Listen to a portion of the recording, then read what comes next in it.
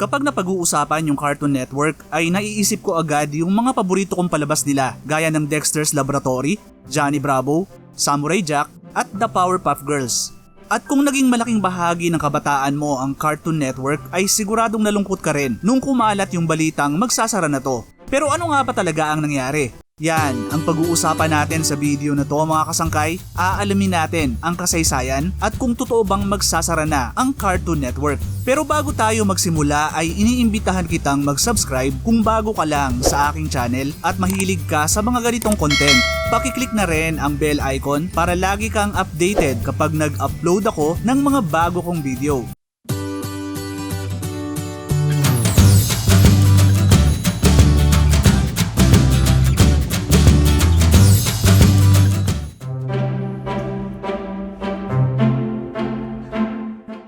Nagsimula ang kwento ng Cartoon Network sa American businessman at media mogul na si Robert Edward Turner III o Ted Turner. Marahil ay narinig nyo na yung pangalang Ted Turner mga kasangkay dahil siya ang may-ari ng Turner Broadcasting System o TBS. Nakilala si Turner dahil sa mga pioneering innovations na ginawa niya sa US cable television. Siya ang nagtayo ng kauna-unahang superstation sa Amerika na TBS, pati na rin ang kauna-unahang 24-hour news channel na Cable News Network o CNN. Siya rin ang naglunsad ng cable network na TNT o Turner Network Television at ng professional wrestling promotion na World Championship Wrestling o WCW. Bago magkaroon ng media empire ay nagsimula si Turner sa billboard business na pinamana sa kanya ng ama. Napalago niya to at naging pinakamalaking outdoor advertising company sa southeastern USA. Noong late 1960s, nagsimulang pasukin ni Turner ang media industry nang bumili siya ng mga istasyon ng radyo. Di nagtagal ay binenta niya rin ang mga istasyon na to para bilhin ang isang naluluging TV station sa Atlanta. At eto na nga yung naging superstation na WTCG na di nagtagal ay naging TBS. Naging matagumpay ang TBS na matapos lang ang isang dekada ay napapanood na sa 80% ng mga bahay sa Amerika. Naging milyonaryo si Turner at naging isa sa pinakakilalang media magnate sa US. Noong 1976 ay binili niya ang MLB team na Atlanta Braves at noong 1977 naman ay ang NBA team na Atlanta Hawks. Noong mid-1980s ay binili ni Turner ang isang Hollywood studio na magbibigay daan sa pagkakatatag ng Cartoon Network.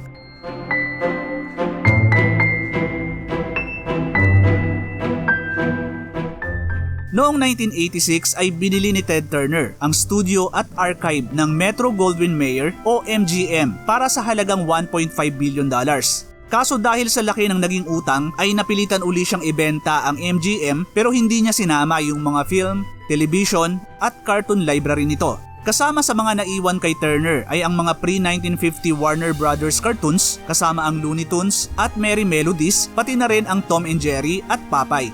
Nadagdagan pa to noong 1991 nang binili niya ang animation studio na Hanna-Barbera. Kaya maliban sa mga pre-1950 Looney Tunes, Tom and Jerry at Popeye ay napunta rin kay Turner ang malaking library ng Hanna-Barbera kasama ang mga sikat na cartoon shows na The Flintstones, The Jetsons, Yogi Bear, The Smurfs at Scooby-Doo. At hindi lang yan, dahil maging si Turner ay gumawa din ng sarili niyang cartoon series. Kilala niyo ba si Captain Planet mga kasangkay? Isa to sa mga inaabangan ko noong 90s, kaya nagulat ako na isa pala si Ted Turner sa creator nito. Dahil sa dami ng animation library ni Turner, kaya naisip niyang gumawa ng isang channel kung saan ipapalabas ang mga to.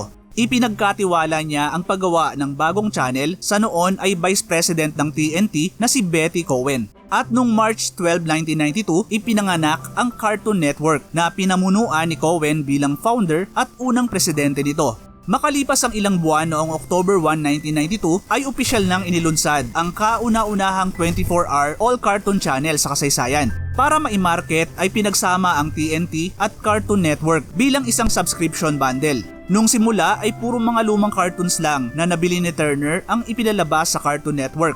Pero di nagtagal ay gumawa na rin sila ng mga original content na lalo pang nagpasikat sa channel.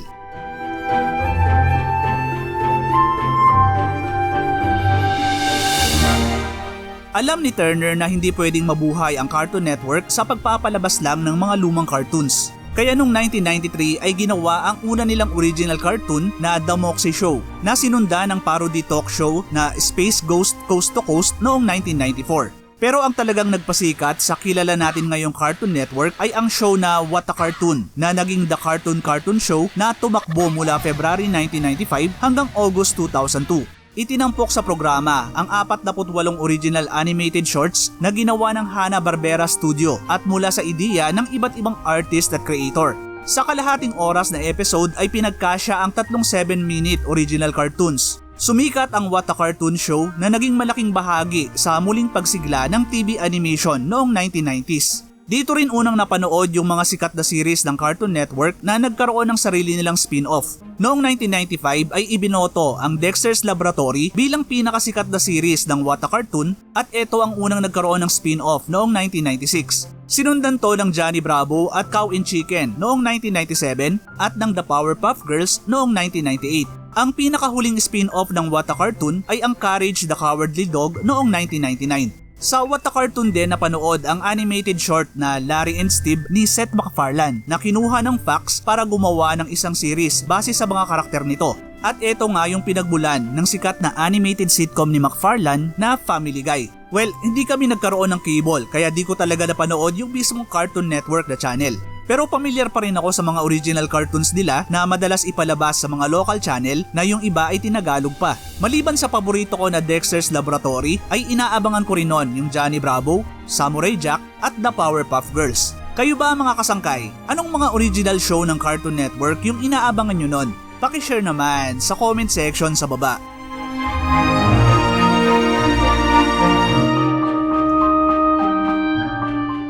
Noong October 10, 1996 ay nakipag-merge ang Turner Broadcasting System sa Time Warner Entertainment. Nangahulugan to na mas lumaki pa yung library ng mga classic cartoon ng Turner. Dahil maliban sa pre-1950 library ay hawak na rin nila ang post-1950 library ng Warner Brothers. Pero dahil sa pagsikat ng mga original show ng Cartoon Network ay unti-unti nang tinanggal ang mga lumang cartoons sa kanilang programming. At noong 2000 ay opisyal na inilunsad ang Boomerang Cable Channel kung saan nilagay lahat ng mga classic cartoons na pinapalabas dati sa Cartoon Network. Noong 1997, para makaakit ng mas matatandang viewers ay sinimulan ng Cartoon Network ang Toonami kung saan pinalabas ang mga Japanese anime at mga American action animation. Yung pangalang Toonami nga pala mga kasangkay ay mula sa pinaghalong salita na cartoon at tsunami. Naging malaki ang impluensya ng Toonami sa pagsikat ng anime sa Amerika.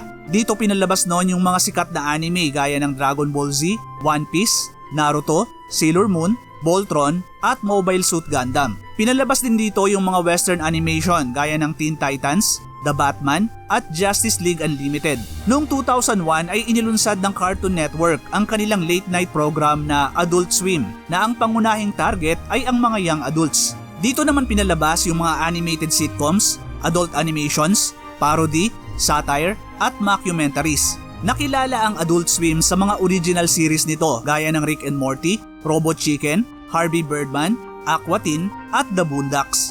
Cowboy Bebop naman yung unang anime na pinalabas sa Adult Swim na nasundan pa ng maraming anime, lalo na nung nirelaunch dito yung Toonami noong 2012. Ipinalabas din dito yung mga show galing sa ibang network gaya ng Family Guy, American Dad, Futurama, King of the Hill, at Bob's Burgers. Kayo ba mga kasangkay? Nanonood din ba kayo ng Toonami at Adult Swim sa Cartoon Network? Ano yung mga paborito nyong palabas dito? Paki-share naman sa comment section sa baba.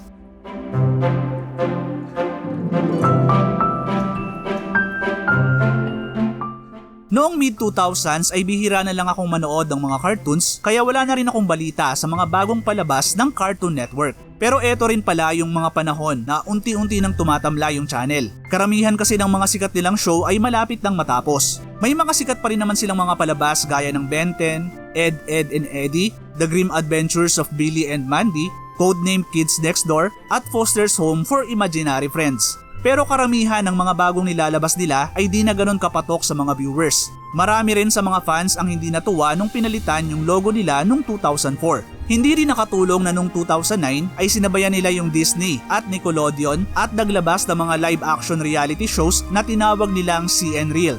Marami ang hindi natuwa rito at nagtaka kung bakit may mga live action show sa isang channel na may pangalang Cartoon Network. Kaya di na nakakapagtaka na hindi rin tumagal yung mga palabas na to. Nakabawi naman yung Cartoon Network pagpasok ng 2010s. Pumatok sa mga viewers yung mga bagong palabas nila gaya ng The Regular Show, Adventure Time, The Amazing World of Gumball, Steven Universe, at Teen Titans Go. Pero pagdating ng 2020s ay biglang nag-viral yung hashtag na RIP Cartoon Network. Kaya marami ang nag-akala na magsasara na ang sikat na cartoon channel.